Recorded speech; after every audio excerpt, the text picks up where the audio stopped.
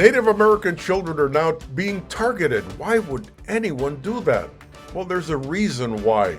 Forcibly transferring children from one group to another is an international legal definition of genocide, ladies and gentlemen, and it's starting to happen right now in front of our noses, and we're not supposed to find out about this, but I'll be sharing the details on who's doing this and why.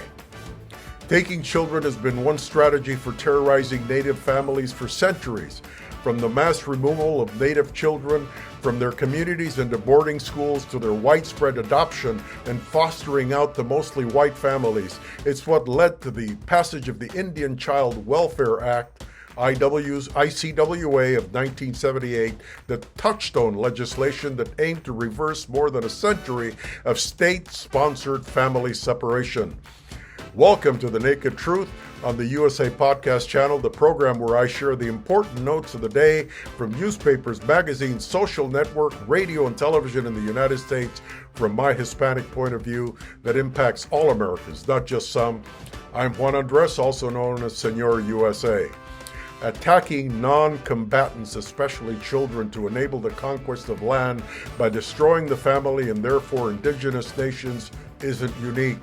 It goes as far back as the Pilgrims.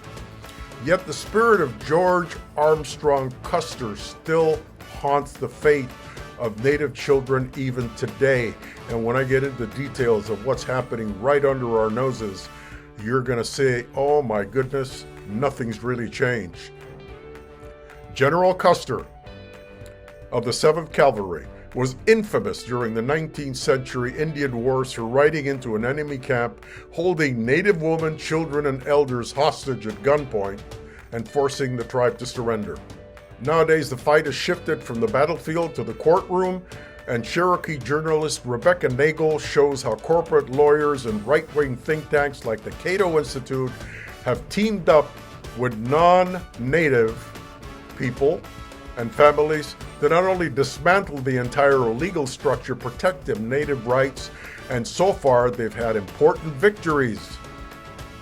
Last April, an appeals court upheld parts of a federal district court decision in a case called Bracken versus Haaland that found parts of the Indian Child Welfare Act of 1978 unconstitutional, if you could believe that. The non-Indian plaintiffs contended that federal protections to keep Native children with Native families constitute illegal racial discrimination and that the Indian Child Welfare Act federal standards commandeer states, courts, and agencies for a federal agenda. But plainly, the mostly white families wanting to foster and adopt Native children are claiming reverse racism and arguing that federal overreach is trampling state rights, two coded words frequently associated with dismantling anti-racist policies. According to this upside-down logic, the Indian Child Welfare Act's monumental legislation consciously designed to undo genocide and racist policies is racist because it prevents mostly non-Indians from adopting Native children.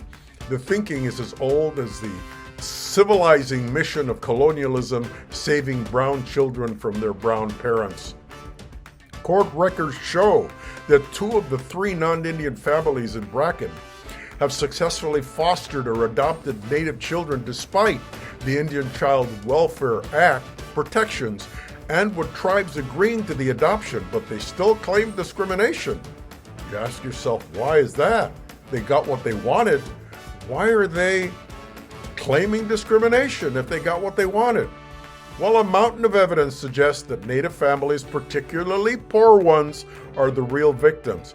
In 2 studies from 1969 to 1974, the Association on American Indian Affairs found that 25 to 35% of all Native children had been separated from their families and placed in foster homes or adoptive homes or institutions. 90% were placed in non-Indian homes. The Indian Child Welfare Act aimed to reverse this trend. Today, Native children are 4 times more likely to be removed from their families than white children are from theirs.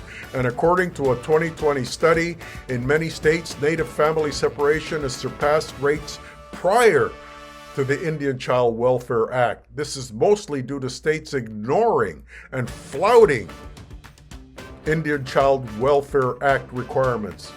They're Indians. What do they know? They won't even figure it out. Let's take advantage of this. A common cause for removal is neglect, a form of abuse and a highly skewed claim, especially when the Native families most targeted are poor. Failure to pay the rent, for example, can result in eviction and homelessness and the placement of a child in foster care because of unstable living conditions. Some states' statutes may provide up to several thousands of dollars a child per month to foster parents, depending on the number of children in their care and the child's special needs. It's big business, folks. It's a lot of money. A lot of money. Taking the child away from the poor people is an easy way to have a great business. Why doesn't that money go towards keeping the families together? If they can't make the rent and they're missing $250 or $300 to make ends meet, it certainly is a lot cheaper than paying the foster family thousands of dollars for the child. And the Indian family may only need it a few times a year when they're in a bind. Huh? Why? And there's a dark side of foster care, much like the boarding school system which preceded it. Foster care is rife with stories of forced assimilation into dominant white culture, to say nothing of the lifelong trauma of being torn from one's family and nation during the formative years of being a child. Shame on us. So why are corporate law firms like Gibson Dunn, which has represented Walmart, Amazon, Chevron, and Shell, and is a former employer of the right-wing Arkansas Senator Tom Cotton, showing up at custody battles to square off with poor Native families that can't make the rent? Are they really interested in welfare? Are they really interested in helping Native children? Powerful conservative forces want to bring Bracken and Halen to the Supreme Court, not just to overturn the Indian Child Welfare Act, but to gut the Native tribes' federal protections and rights, like their counterparts, the anti-critical race crusaders of the Indian Child Welfare Act advocates use the language of equality to target Native nations. The collective tyranny of the tribe, the thinking goes, violates the rights of the individual. The rich individual. Kill the Indian, save the man. The Indian is a tribal consciousness. The collective rights of a nation and its sovereignty must be weakened or destroyed to gain access to its land and resources. These were Indians that, when the Pilgrims came and the colonies were formed and we started taking over their land and giving them treaties and then finding out that we wanted to get that land, and so we broke the treaties and pushed them further west and further west until we gave them lands that we knew we didn't want, because back then we were a farming nation and you couldn't farm in those lands. But nowadays, folks, we're not a farming nation anymore. The big bucks are coming from resources, metals, gold, gas, petroleum.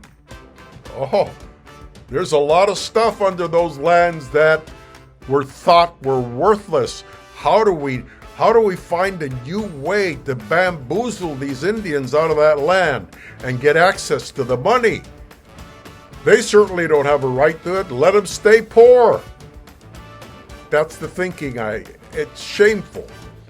Without the tribe, there is no Indian. When there's no Indian, there's no one to claim the land. White congressmen from western states used the same reasoning to terminate tribes in the 1950s, making the argument that the collective rights of tribes shouldn't trump individual rights of U.S. citizens. The results were catastrophic. The legal abolition of dozens of tribes led to the privatization of their lands for the benefit of white settlers and businesses. Native journalists like Rebecca Nagel reveal how nefarious corporate interests are trying to undermine that project by attacking the most precious amongst us, our children. Shame on us. God, we have a nasty way of dealing, especially with Native Americans. We've abused them and African Americans to the hilt, and we still want more. Shame on us. I'm Juan Andres, also known as Senor USA on The Naked Truth. Thank you for listening, and I'll see you next time.